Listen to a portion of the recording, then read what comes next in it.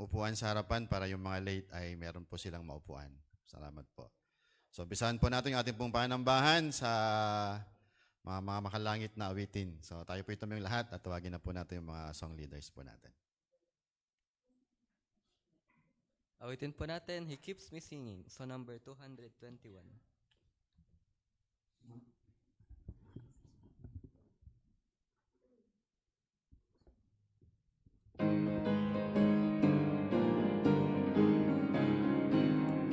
There's within my heart a melody. Jesus whispers sweet and low. Fear not, I am with thee, peace be still. In a life of ebb and flow. Jesus, Jesus, Jesus, sweetest name I know. Fills my every longing, gives me singing as I go. All my life was wrecked by sin and strife. Discord filled my heart with pain. Jesus wept across the broken strings, stirred the slumbering chords again. Jesus, Jesus, Jesus, sweetest name I know. Fills my every longing, gives me singing as I go. Feasting on the riches of His grace, resting in His sheltering wing, always looking on His smiling face. That is why I shout and sing. Jesus, Jesus, Jesus, sweetest name I know. Fills my every longing, gives me singing as I go. On the last verse, ready, sing. Soon is coming back to welcome me, far beyond the starry sky. I shall wing my flight to worlds unknown.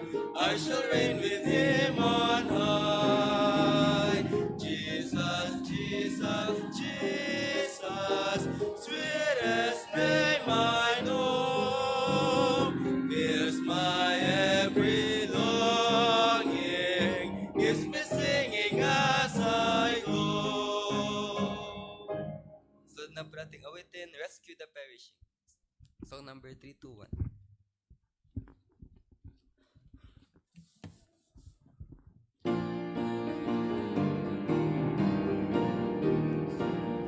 Rescue the perishing, care for the dying, snatch them in pity from sin and the grave. Weep for the erring one, lift up the fallen, tell them of Jesus the mighty to save. Rescue the perishing, care for the dying, Jesus is merciful, Jesus will save. Though they are sliding Him, still He is waiting, waiting the penitent child to receive. Plead with them earnestly, plead with them gently. He will forgive if they only believe. Rescue the perishing, care for the dying. Jesus is merciful, Jesus will save. Down in the human heart, crushed by the tempter, feelings like burden that grace can restore. Touched by a loving heart, wakened by kindness, chords that are broken will vibrate once more.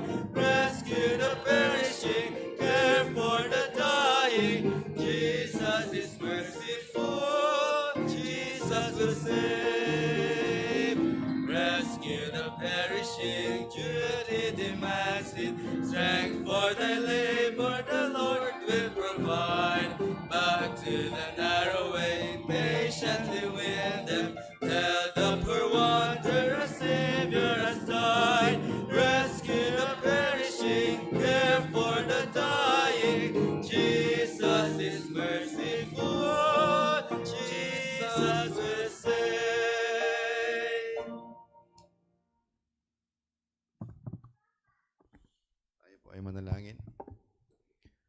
naming Diyos sa mapagpala sa lahat. Kami po ay nagpapasalamat sa oras po na ito, Panginoon, dahil kami po muli ay binigyan po ng pagkakataon na kami po ay magsama-sama sa lugar po na ito upang magsamba, magpasalamat, mag-aral po ng iyong pong banal na salita. Kailangan po namin, Panginoon, ang iyong pong paggabay po sa amin pong kalagitnaan. Kayo pong patuloy na magturo po, Panginoon. Ganun po sa amin pong pastor na iyong pong gagamitin sa oras po na ito. Nabigyan niyo po siya patuloy ng kalakasan at ng wisdom, Panginoon. Ganun po sa mga bisita po namin at mga kapatiran pa namin, Panginoon, na papunta pa lamang dito. Kailangan po namin yung pong gabay sa kanila upang makasama po namin sila sa anumang salita namin pong pananambahan. Opo, Panginoon, dahil aming pong dinadalangin po ito sa pangalan po ni Jesus. Amen. At manatili po tayo nakatayo as we welcome our pastor to his pulpit, Pastor Tim Lobiano. Good morning. Happy New Year. Wala pa sila, di bali, nandito na kayo. May mga galing Cervantes, Santa Cruz, late lang siguro sila. Sige, meron na ako dito.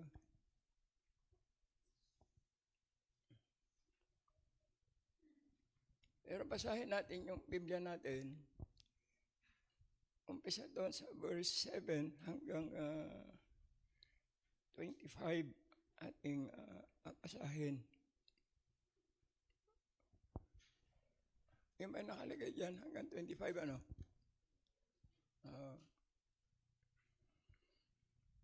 Basahin natin ng salitan. Yung 7, salitan hanggang 25, sa verse 25, sabay-sabay tayo. Okay, Deuteronomy chapter 11, verse number 7. By your eyes have seen all the great acts of the Lord which he did.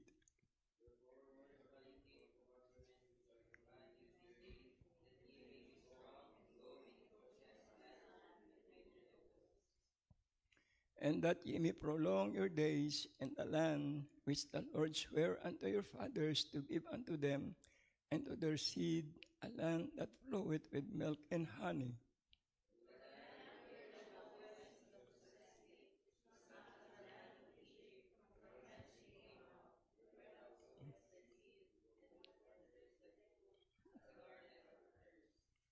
But the land whither you go to possess it, is a land of hills and valleys, and drinketh water of the rain of heaven.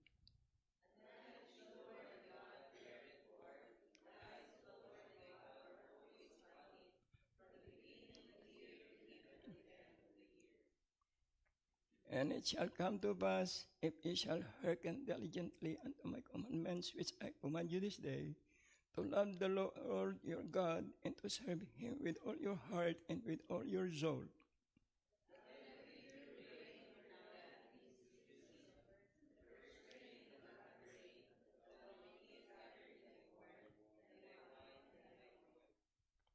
And I will send grass in the fields for the cattle, that thou mayest eat, and the fool.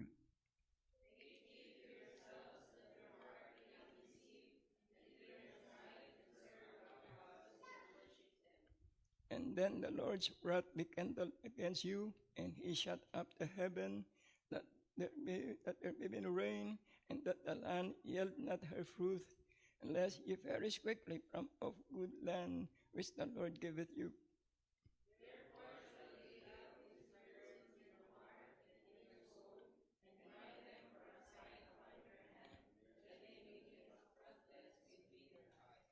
And ye shall teach them your children, speaking of them when thou sittest in thine house, and when thou walkest by the way, when thou liest down, and when thou risest up.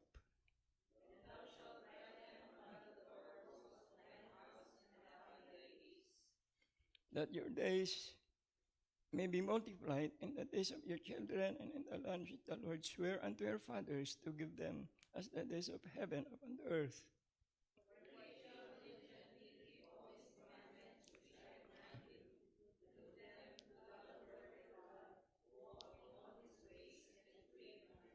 Then will the Lord drive out all these nations from before you, and ye shall possess greater nations and mightier than yourselves.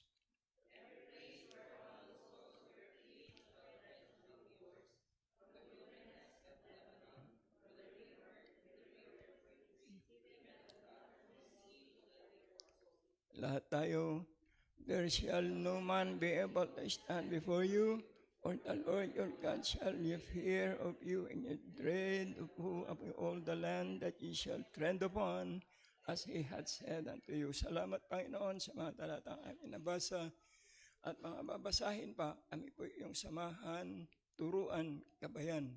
Opo, dahil inihiling namin ito sa pangalan namin, Panginoong Jesus.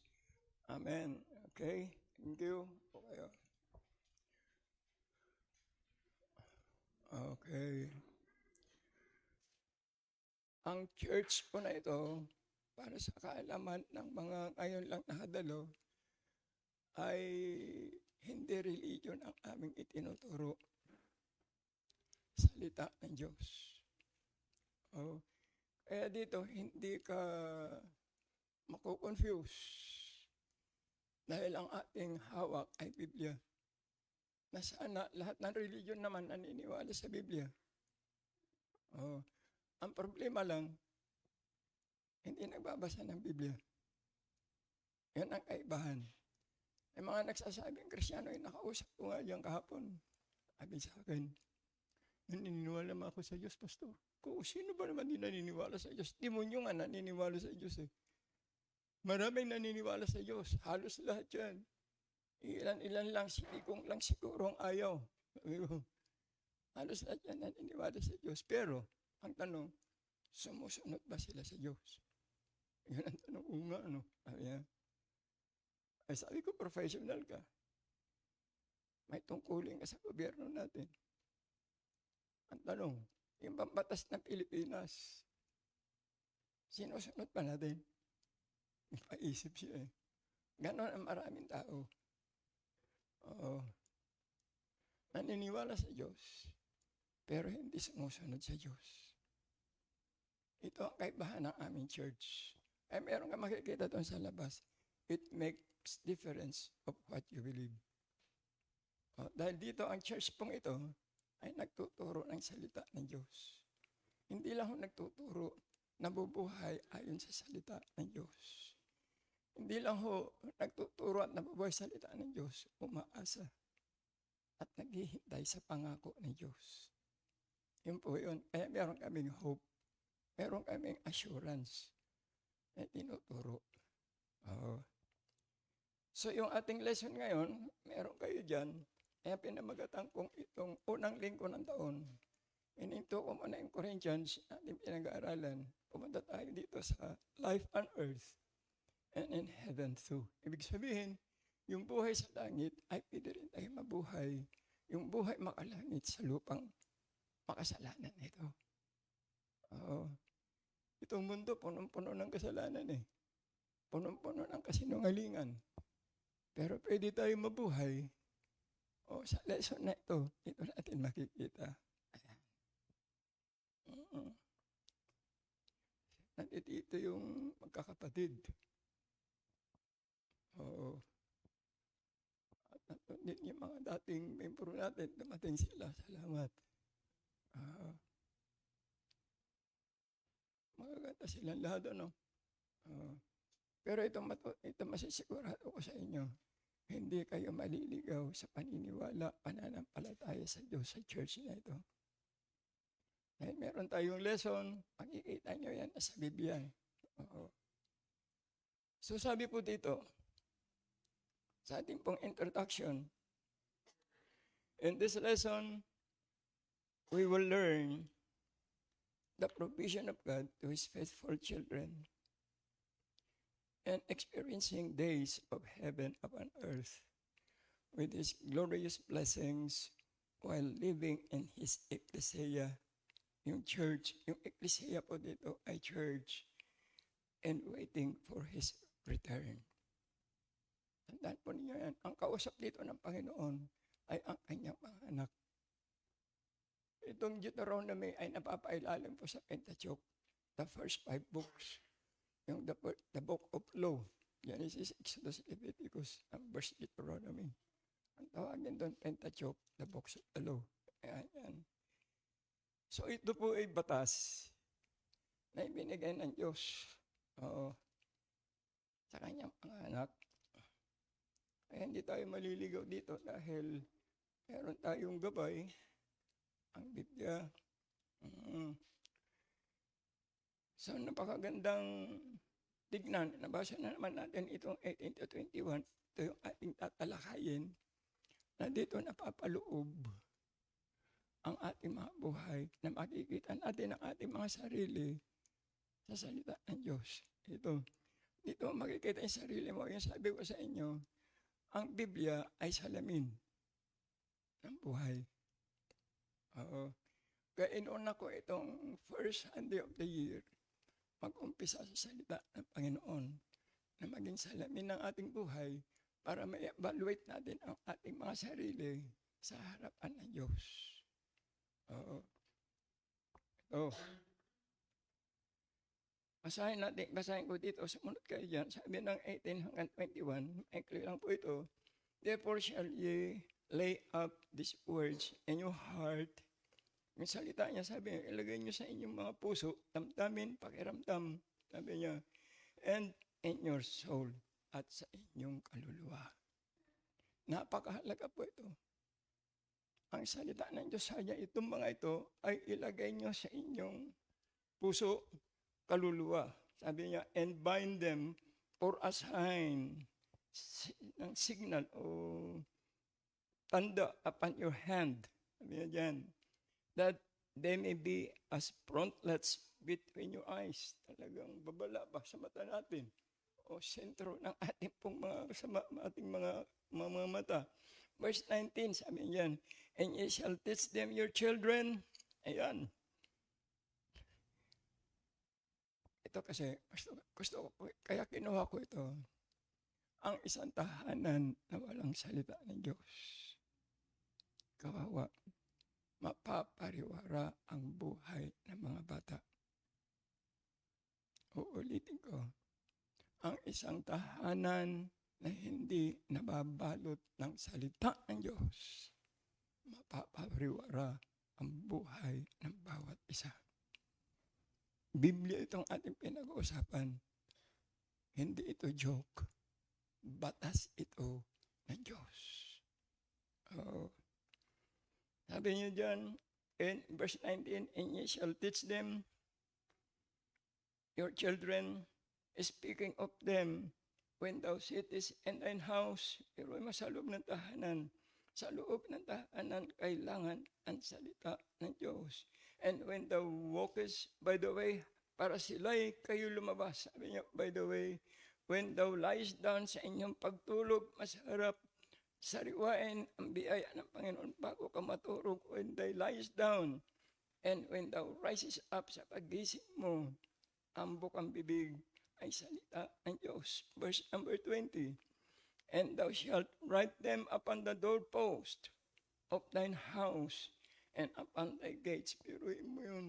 Kaya dati, meron mga gawain nung araw, mga tahanan nun, may sa doorpost nila, meron lahat mga poster na nakalagay. Yung mga verses ng Biblia, may nakalagay dapat talaga. Napakahalaga yun. Yung pagbago mo sa bahay mo. Meron nga akong nakita nung araw pag nagre-review, pag panahon ng exam, nilalagay niya doon sa pati yung sa bubong. Uy, mag-review ka muna, nakalagay doon, nakasulat. Paghiga niya ganang, tulog na ako. Ay, oo nga pala, magre-review ako, may exam. Yung ba reminder? Oo. Kung meron ka nakikita sa inyong mga pader sa bahay ninyo, yung mga verse ng Biblia, magugulantang ka, mapapahiya ka. Yung sabi pa nito, and thou shalt write them upon the doorpost in thine house and upon thy gates, sabi niya sa 21. Pag ginawa mo ito, sabi niya, excuse me, that your days may be multiplied in the days of your children in that land which the Lord sware unto your fathers to give them as the days of heaven upon earth. Yan ang masarap dun eh. Na yung buhay mo dito, pag ginawa mo ang salita ng Diyos sa iyong buhay, sa iyong tahanan, sa iyong mga anak, sa iyong pamilya, na katulad ng buhay sa langit, dito sa lupa. Ayan yun. Biblia yan ha. Kaya hindi natin pwedeng baliwalain ito. Oo. O sige, tuloy lang kayo. Sayang yung lesson. Hindi niyo maririnig.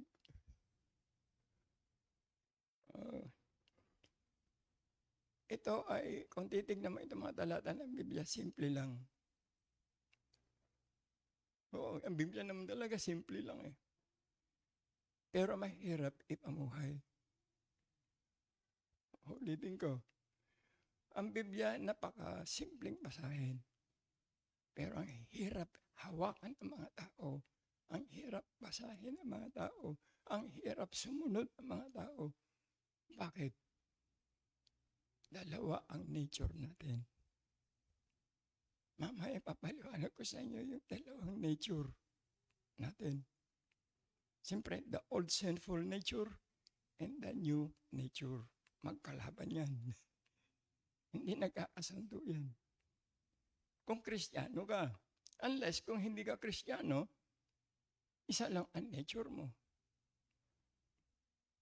Laki sa J-Prox, layaw, yan yun. Oo. So, pag meron ka ng two nature, maano ka na, tawag nun, mapipipilan na. Oo. O, tuloy lang kayo muna. Okay. Galing pa ito na Santa Cruz yung mga ito eh. Kaya, okay. Tuloy natin. Andito pa lang naman tayo sa mga verses natin eh. So sabi niya dan, verse 21, uulitin ko, maganda yung verse 21 eh, that your days may be multiplied. Biro mo, habang buhay mo. In the days of your children, at yung mga anak, and the land which the Lord sware unto your fathers to give them, as the days of heaven upon the earth. Tandaan niyo ito mga kapatid. Tandaan niyo ito. Ang kayamanan ng mundo, ang nagmamay-ari ay ang Diyos. Alam niya kung ano ang kailangan ng kanyang mga anak. Uulitin ko. Kung anak ka ng Diyos, alam niya ang iyong kailangan. Isa pa, ulitin ko. Kung anak ka ng Diyos, alam niya ang iyong kailangan. Huwag kayong magmadali. Gets nyo? Kung pwede kang pagkatiwalaan ng kayamanan ng Diyos, pagyayamanin ka. Dalawang bagay kasi yan, ang kayamanan sa mundo. Bigay ba ng Diyos or kinuha mo sa Diyos? Ulitin ko ulit. Dalawang klase ng kayamanan. Bigay ba ng Diyos o kinuha mo sa Diyos? Pag-aaralan natin lahat yan mamaya para maunawaan nyo. Ganito rin yan ang kaibahan. Maraming naniniwala sa Diyos. Pero hindi sumusunod sa Diyos. Iilan lang ang sumusunod sa Diyos. Pero naniniwalang may Diyos. Pero hindi sumusunod sa Diyos. Ito yung sinasabi kong gabay natin sa ating buhay, Biblia. Walang iba. At pag yung Biblia na yan, ay isinantabi mo, sinira mo na ang buhay mo. Yumaman ka, oh. Naging senador ka, oh. Naging trilyonis yaman mo. Hindi lang bilyon. Oo, pag namatay ka, saan ka pupunta? Matutulungan ka ba ng pera mo? Oh. Wala. Babalik ka rin sa alabok. Pati yung perang inipon mo. Pati rin mga layaw ng laman mo, kasamang mabubulok. Matutunaw. Dahil yan ang nakalagay sa Biblia.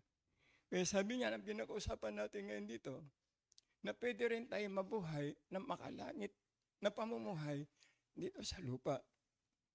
Amen ba? O nakalagay sa Biblia na hindi ako may sabi.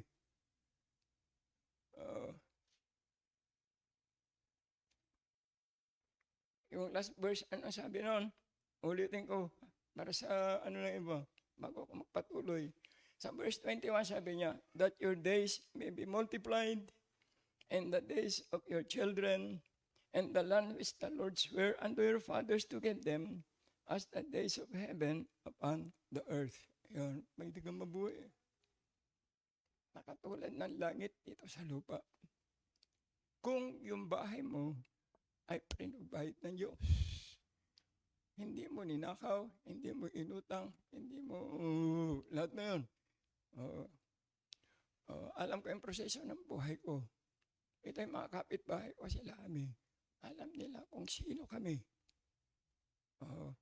Kilala ko rin yung maninuno nila, tatay nila, lahat.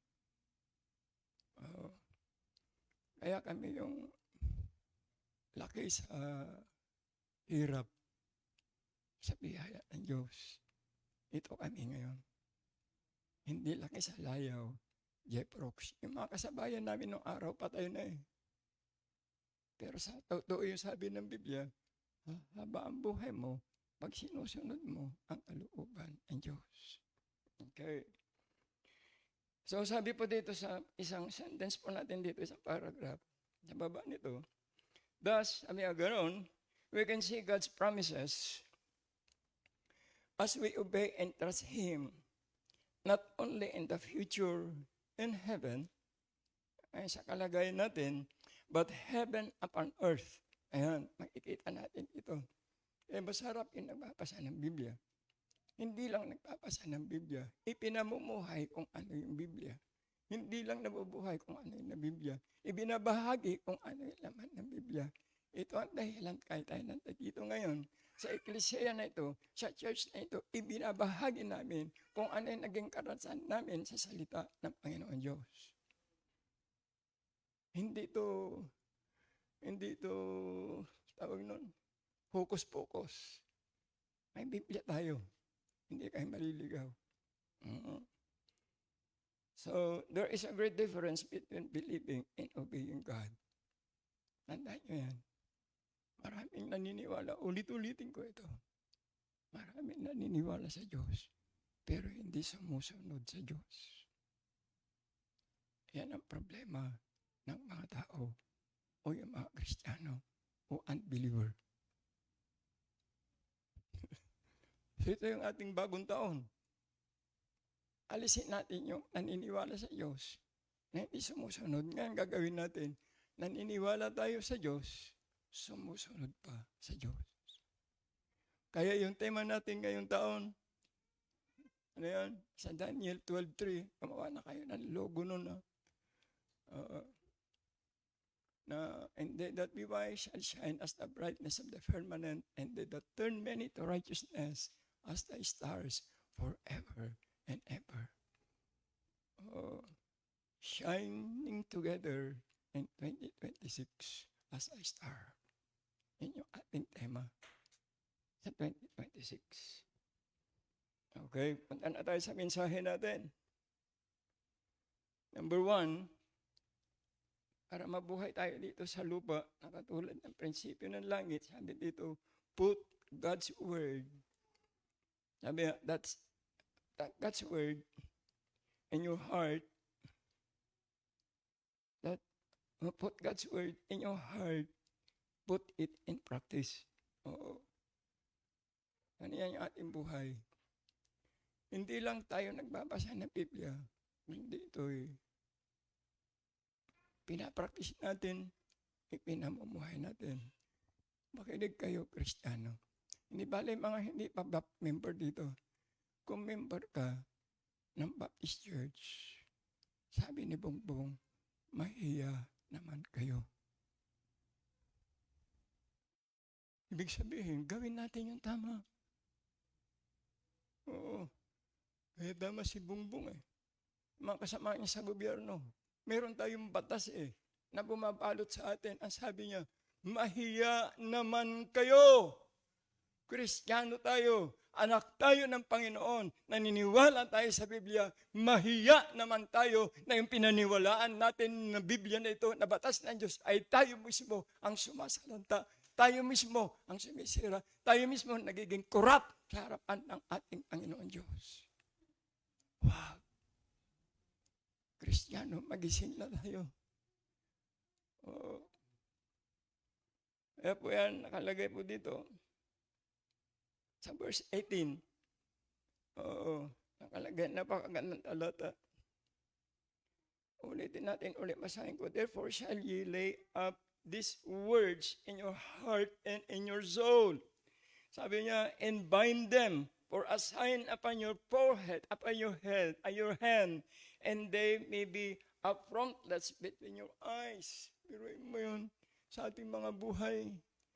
Na kung ang salita lamang ng Diyos ay nakikita sa ating mga harapan, sa ating mga mata, sa ating buhay, napakalaking biyaya yan sa ating pamilya, sa ating mga kapitbahay, sa ating mga kapaligiran, sa ating trabaho, sa ating eskwelahan. Tayo ang nakikita bilang buhay na salita ng ating Panginoon Diyos. Anong gusto nyo? Patay na salita ng Diyos o buhay? Po, Sunday school po ito. Hindi ako nagpipreach. Nagtuturo lang. Ang nasa Biblia. Oo. Kaya po sabi ng Psalms 119 verse 11, Thy word have I hid in my heart that I might not sin against thee. Oo. Believe it, receive it, apply it, and translate it into daily living. Bihira, ano? Hindi ni David, ano? Hari na yan, ha? Hindi siya ordinaryong tao na katulad ko. Ako, kung sa buhay ni Haring David, kalingkingan lang ako Wala pa nga Baka kukulang ako sa buhay niya. Sino ba naman si Pastor Timmy? Sino ba naman si Timmy Lubiano? Sa buhay ni Haring David. Pero ang sabi niya, Haring David, ang iyong salita ay aking tatago sa aking puso that I might, para hindi ako magkasala sa iyo. Biro yung sabi ni hari yan. Ako pa kaya na isang ordinaryong tao na walang alam, walang itsura, ako pa hindi maniniwala.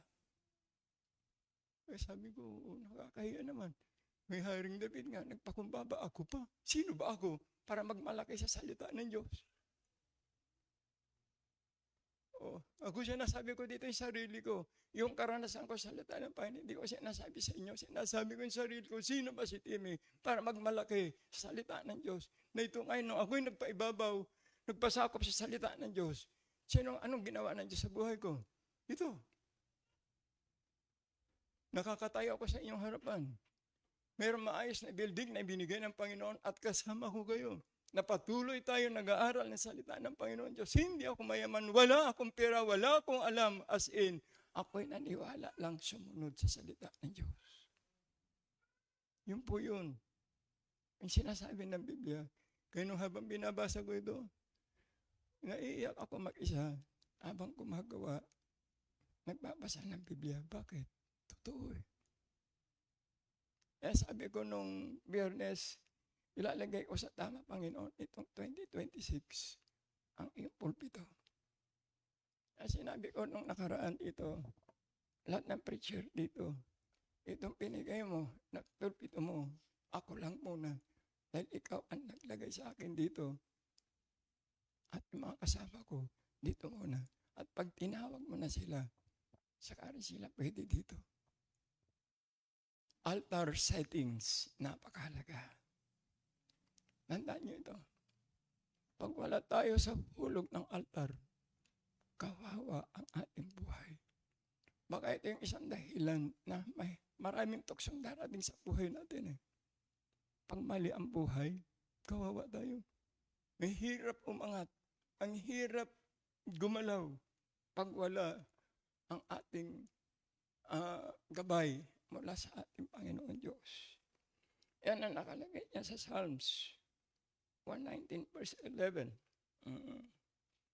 Kaya believe, receive, apply, and translate it into daily living.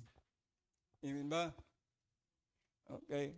Habakkuk chapter 4 verse number 2. Ano sabi po dito sa salita ng Panginoon? For unto us was the gospel preached, as well as unto them, but the word preached did not profit them, being mixed with faith in them that heard it. Oh, may problema dyan. Na pagka hindi ka nakinig sa Diyos, hindi ka nakinig sa salita ng Diyos, walang pakinabang. Oo, nakalagay dyan na. Oo, kung hindi ka nakinig, wala kang silbi, walang saysay. Oo, yumayaman ka. May trabaho ka eh. Binigyan ka ng Diyos ng kaisipan, binigyan ka ng kaalaman, binigyan ka ng profession, binigyan ka ng pamilya, as in lahat binigay sa'yo. Pero ang tanong, kanino mo ginagamit? Sa sarili mo lang. Hindi mo ginagamit ng pasasalamat sa Panginoon Diyos. May pasasalamat yan. Tatalakayin ko next week yung ating cheerful giving. Gagawa ko ng lesson sa cheerful giving. Itong unang buwan ng 2026, puro cheerful giving yan. Opening lang ito. Kaya pag kayo ay desidido na makinig salita ng Panginoon, go na kayo. Kung gusto niyo umatras na kayo. Huwag niyo lukoy yung sarili niyo. Huwag mo sabihin na Kristiyano ka, hindi ka naman Kristiyano. Sino nilulugo mo? Ang Diyos? Sagot. Sarili mo. Parang sabihin mong pulis ako, hindi ka naman pulis. Sino nilulugo mo? Yung tao? Hindi. Sarili mo. Kaya gusto mo magpaka-anak ng Diyos, pagpakatuto ka na. O, ngayon, kung hindi ayaw mo ng anak ng Diyos, ikaw, bahala sa buhay mo. O, pero ang aking lagi sasabihin sa inyo, makinig na tayo sa salita ng Diyos. Ayan. James 1:22. But be ye doers of the word, and not hearers only, deceiving your own selves. Liwanag niya, nakalagay na yan. Sabi niya, gumawa ka. Hindi yung puro kakwento lang. Baptist ako eh. Baptist sa salita, pero sa gawa, hindi.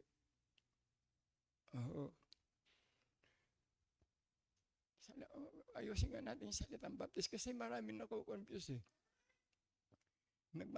Alam mo, sabi nung isa, sabi ko kasi, hindi naman natin kailangan ang relihiyon eh.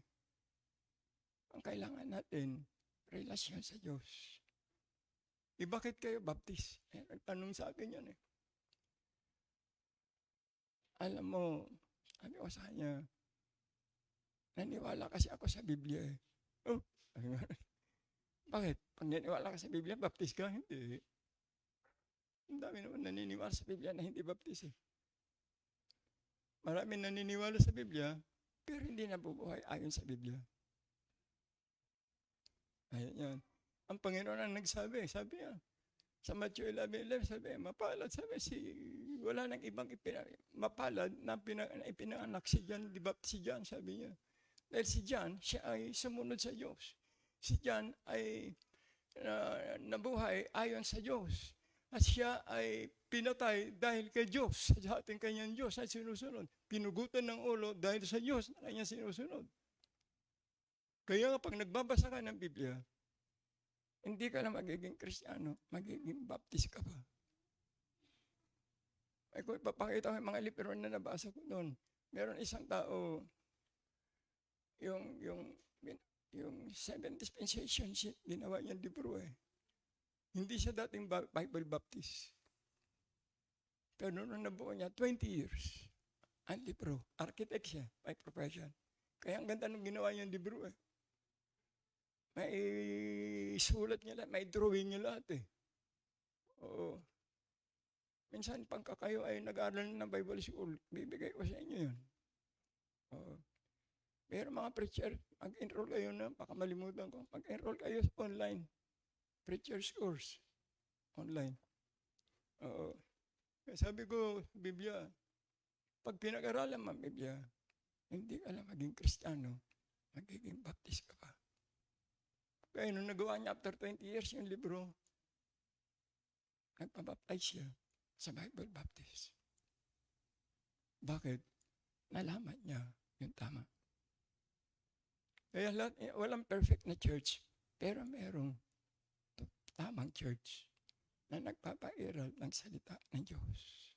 Kaya, inanggit ko lang ngayon dahil nakalagay dito, but be ye doers of the word, and not hearers only, deceiving your own selves.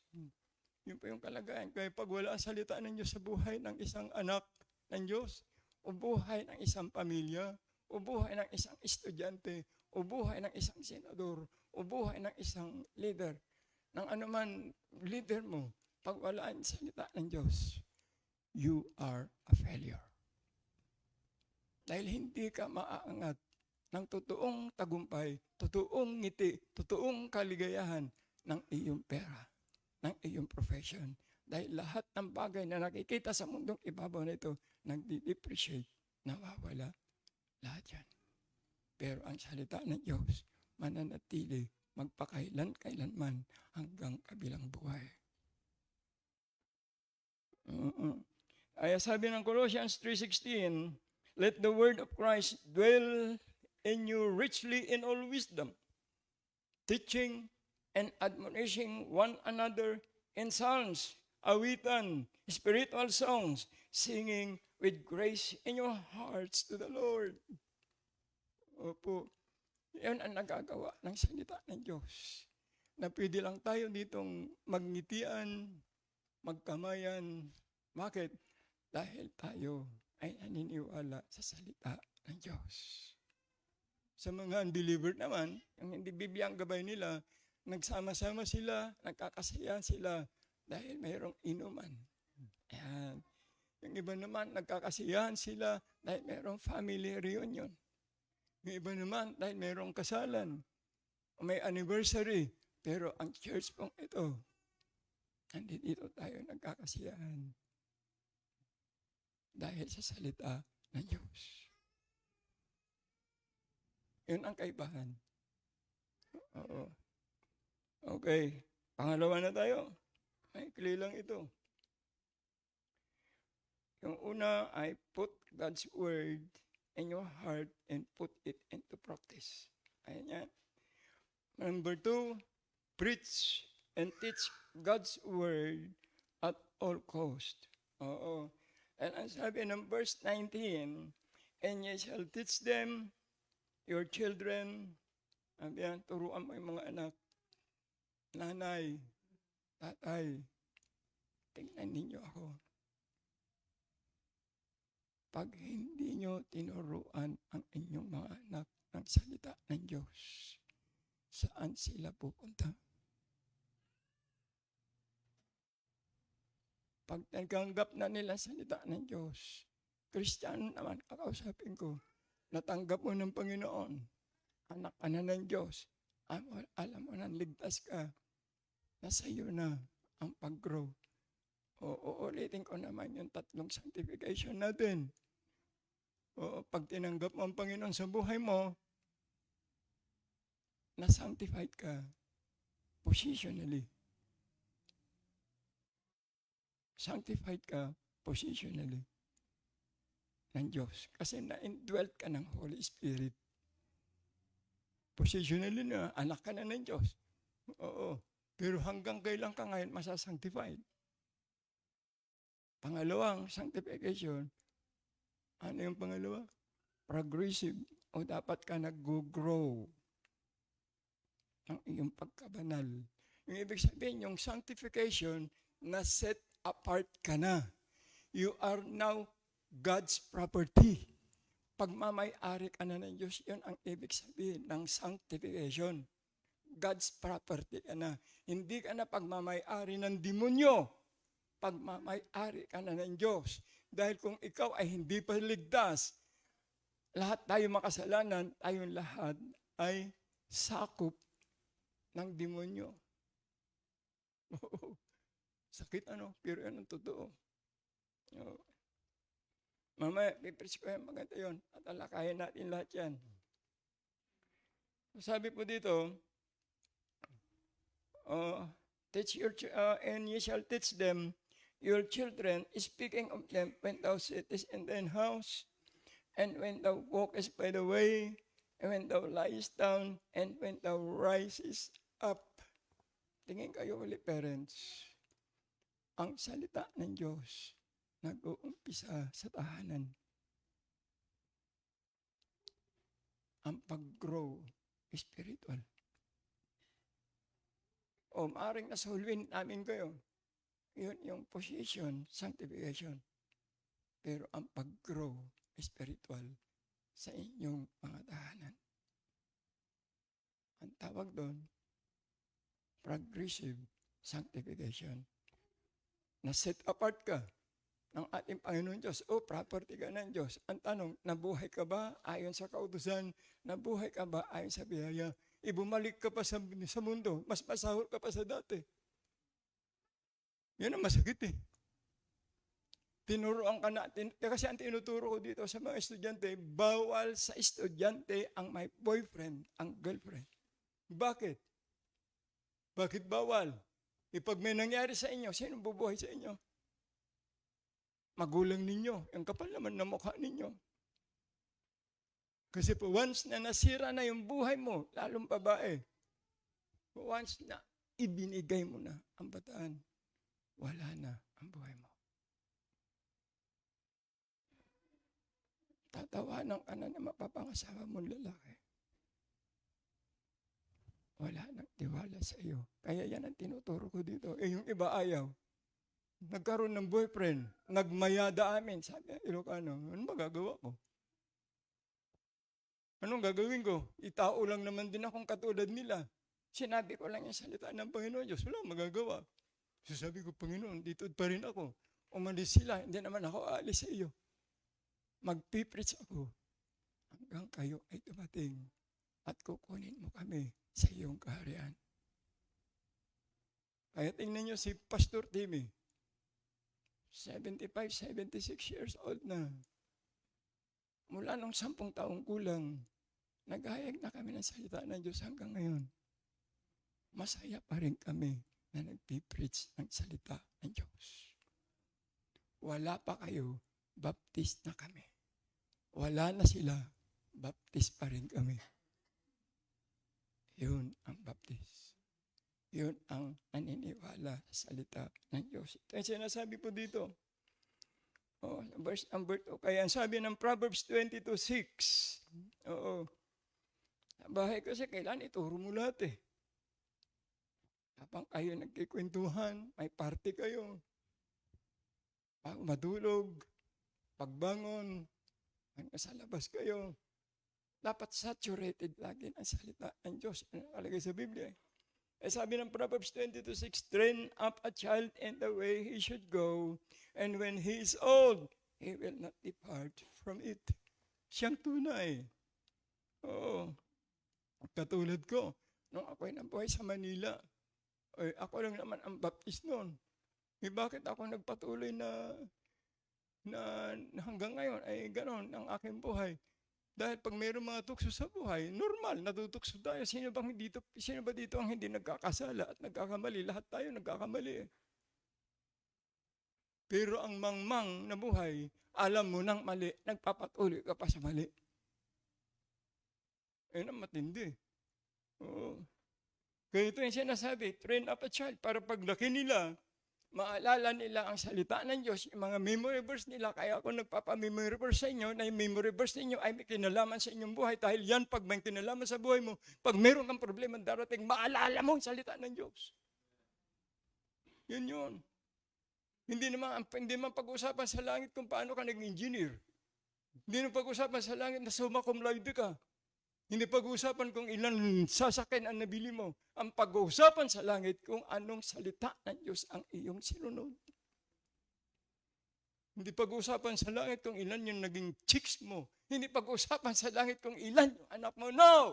Ang pag-uusapan sa langit kung paano ka nagpatuloy sumunod sa church ng Panginoong Hesukristo ayon sa kanyang salita. Oh. I-plus mo nga yung John 12:48 ba yun, Nelson? Kaya sinabi ko itong salita niya, kasi ito rin ang huhusga sa atin pagdating sa langit eh. Oh, kaya no, sa John 12:48, isulat niyo sa Biblia niyo yan. Kung meron kayong Biblia, o markahan ninyo, isulat ninyo, he that rejected me and received not my words, ito yun, that one that judged him, sabi niya, the word that I have spoken, the same shall judge him in the last day. Ito yun, Biblia. Oh, ano ngayon gagawin mo? Alam mo kung nagbabasa ka ng Biblia, uulitin ko, doon mo lang makikita ang iyong sarili. Dahil ang Biblia nga sabi, salamin ng buhay. Pero kung hindi ka nagsasalamin, makikita mo pa yung sarili mo? Hindi. Sukli ka lang ng ganun. Makeup, lipstick ka. Hindi mo alam, tabi nga, hindi ka nagsalamin eh. Pero pag nagsalamin ka, may ayos mo. Di ba? Ganon din ang salita ng Diyos. Pag nagbasa ka ng Biblia, ay, ano yan? Bakit ako nakasuot ng ganito? Para sabihin na may pera ako? No! Paggalang sa Diyos. Nakapunta na kayo sa sala ng judge pag mayroong hearing. Anong suot ng judge? Nakatuga pa nga eh. Anong suot ng mga abogado? Naka-long sleeve sila lahat yan. Naka-coat o nakabarong. Hindi pwede, maikli lang yan. Nakabihis sila. Bakit? Paggalang sa batas ng Pilipinas. Dito pa sa pulpito ng Diyos, paggalang sa salita sa batas ng Diyos. Amen ba? Kaya nandito tayo, hindi para sa kaluwalhatian ni naman. Nandito tayo, hindi tayo para ma-entertain, kundi dapat ma-entertain natin ang ating Diyos sa ating buhay. Magpasalamat sa mga bagay na natanggap natin sa Kanya. Yan po yan. Okay, sabi ng 2 Timothy, chapter 3, verse 10 and 15, but continue thou in the things which thou hast learned and hast been assured of, knowing of whom thou hast learned them. Patuloy lang, walang atrasan. Abante tayo. Oh. Verse 15, and that from a child thou hast known the holy scriptures, which are able to make thee wise unto salvation through faith which is in Christ Jesus. Ayan. Ang kaligtasan pala ay kay Kristo Jesus lang. Hindi reliyon. Hindi sa mabuting gawa. Hindi sa pa-cute-cute na buhay mo. O hindi kay Kristo Jesus lamang ang kaligtasan. Natututo ba kayo? Nakikinig ba kayo? Uy, bagong taon na ngayon. Oo. 2026 na. Gagamit na tayo ng kamay na bakal. Ang kamay na bakal, salita ng Diyos, pairalin natin sa ating buhay. Oo, hindi na pwede yung... Kaya kinausap ko na yung iba eh. Kung ayaw mo, hindi kita pipilitin. Oo, sabihin mo lang na ayaw mo, okay lang, walang problema. Hindi naman kami nawalan eh. Ang Diyos, nandiyan ang aming kasama eh. Oh, Diyos ang kasama namin dito. Ngayon kung ayaw mo, wala akong magagawa. Oh, hindi tayo pwedeng magsabay kasi kung alak, hindi ako pwedeng sumabay sa'yo. Oo, magtrabaho ka ng linggo, hindi rin ako pwedeng sumabay sa'yo. Dahil uunahin ko ang Diyos. Alam ni Helen yan, inuuna ko ang Diyos kaysa sa pamilya ko. Tandaan ninyo yan. Kaya mararamdaman ng pamilya ko, akala nila mas mahal ko ang iba. No, pare-pareho ang tingin ko sa inyo. Pamilya kayo, espiritual. Tandaan ninyo yan. Wala ako ditong tinatangi o paborito. Kung sino'y malapit sa akin na gumagawa ng tama, siya ang nakakausap ko. Ikaw na ina-isolate mo yung sarili mo, pero kita tutulungan. Oh. So yan po yan. Sabi niyo dyan, in that, sa verse 4 ng Ephesians chapter 6, nakalagay po dyan, and ye fathers, provoke not your children to wrath. Provoke not your children to wrath, but bring them up in the nurture and admonition of the Lord. Oh, yan. Ang dapat natin gawin. Kamali din yung Biblia ko dito. In the Lord. Oh, 6:4. Sa buhay na ito, mga magulang, alam ko mahal niyo inyong mga anak. Pero wag niyo sila mahalin dahil sa mundo. Mahalin niyo sila sa biyaya ng Diyos. Magsasakripisyo na rin lang kayo, magsakripisyo na kayo sa biyaya ng Diyos. Marami dyan nagsasakripisyo ng mga magulang para sa mga anak. Gagawin nilang lahat yan para sa anak. Pero pagdating sa Panginoon, wala silang ginagawa. Ngayon na tayo magsampalan. Ngayon na tayo magsuntukan. Pagpapunta ng church, ginawa sa amin ng magulang namin yun eh. Pinapalo kami noon pag hindi kami pumupunta, sumasama sa church. O ngayon, nasaan kami ngayon? Pati yung mga apo namin, nasa church lahat. Pag-araw ng linggo. Gets nyo? O, tingnan mo yung buhay namin. Hindi mayaman. Pero ang kailangan, meron. Ulitin ko, hindi mo kailangan yumaman para gumanda ang buhay mo. Maski marami kang pera, marami ka pa rin problema. Ulitin ko hindi mo kailangan ng maraming pera para gumanda ang buhay mo. Maski wala kang pera, meron Diyos na magbibigay ng kailangan mo. Gets nyo? Kung anak ka ng Diyos, sabi niya, consider the lilies. Yung mga sparrow, tingnan mo yung mga sparrow, hindi nagtatrabaho yung mga yan. Pero kumakain sila. Kayo pa, na anak ko, kayo pa, na special creation ko, pababayaan ko sa'yo. Pababayaan ko kayo. Sabi niya, I will never leave thee, nor forsake thee. Yung pa ang Diyos eh.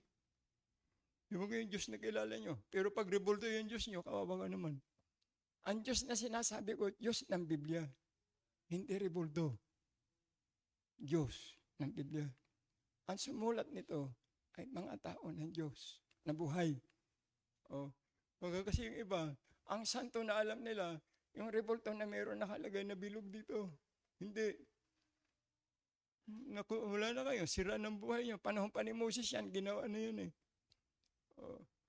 Ang Diyos na sinasabi ko, buhay. Ang Panginoong Jesus. So yan, nakalagay, maliwanag yan ha. Provoke not your children, parents, to wrath. Huwag niyo silang galitin, but bring them up in the nurture and admonition of the Lord. Yan. Yan ang dapat. Labit niyo sa biyaya ng Panginoon. Sayang yung sakripisyo mo kung walang kinalaman sa salita ng Diyos. Pangatlo na tayo. Para makapag-break.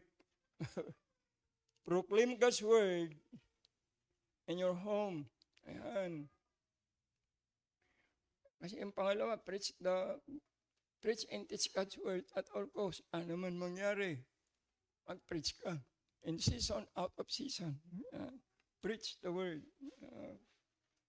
Pangatlo, proclaim God's word in your home. Verse number 20, thou shalt write them upon the doorposts of thine house and upon thy gates. Ang sabi ng 2 Kings 20:15, and he said, what have they seen in thine house? Yun eh. Oh, in thine house. Hezekiah answered, all the things that are in mine house have they seen. There is nothing among my treasures that I have not showed them. Ayun. Andito na yun. Bago nagkaroon ng flood control, corruption. Meron na. Dito, wala akong tinatago sa bahay namin. O tingnan mo yung mga nagtago ng mga pera. Nakita nila doon, toni-tonilad ang pera ng mga bahay nila. Oo. Sabi nga ni Gideon nung, sabi ko, yung cellphone ko, buksan nyo, naka-open yan, walang lock yan. Oo. Nawa din yung apo ko, ganito lang ang lock yan, Lolo. O, di, mayroong lock kayo yan. Hindi ako marunong magtago eh. Oo. Bukas yan. Ang buhay ko, wala akong pwedeng itago. Sabi niya dyan, pinakita ko, sabi ng Joshua naman, na maganda kay Joshua. So, simple lang yung ating pinag-aaralan, salita ng Diyos, higit sa lahat. Sabi ni Joshua, and if seem able unto you to serve the Lord, sabi niya dito, verse number 15 ng Joshua 24, choose you this day whom you will serve, whether the gods of your fathers, piliin mo. Kaya small g po dito nakalagay, whether the gods of your father, ibig sabihin nun, kung ano yung kinagisnan mong religion, kung yun ang pipiliin mo, the gods of your father, sabi niya dyan, whether the gods of your father serve that were on the other side of the flood, o bago pa yan ni Noah, sabi niya, or the gods of the Amorites, and whose land you dwell, sabi niya. O kasi marami din silang religion. Meron silang mga grupo-grupo ng araw pa eh. Pero sabi ni Joshua, but as for me in my house, sabi niya, we will serve the Lord. Yan. Anong pipiliin mo? Ngayong 2026, maglilingkod ka ba sa Diyos? O mananatili ka pa sa iyong tradisyon na kinagisnan? O mananatili ka pa sa relihiyon na iyong pinaaniban? Oo. Ngayon ang tanong dito, maglilingkod ka ba ng Diyos ng Biblia? Ayan. Kaya sabi ni Diyos, babasahin ko ulit, but as for me in my house, we will serve the Lord. Asa sa inyo ang inyong desisyon. Ako, ang trabaho ko, ihayag ang salita ng Diyos. Yung tama at mali. Ayan. Pero ang challenge ko sa inyo, at ang payo ko sa inyo, maglingkod na kayo sa Diyos habang nakakausap pa tayo ng Diyos. Maniwala kayo sa Biblia. Bigyan nyo ng oras ang Biblia sa buhay nyo. At diyan mag-uumpisa ang magandang buhay sa kalooban ng Diyos. Pero pag isinantabi mo yan, ang Biblia, umpisa na masira ang buhay mo. Huwag niyong kalilimutan yan. Dahil pagharap niya sa Panginoon, nandito ka na pala, Amiel. Opo. Nung ginawa mo nung nasa lupa ka, ay, naging preacher po ako sa Santa Cruz.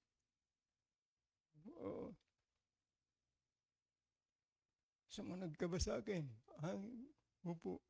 Sinabi ni Lori, ganun.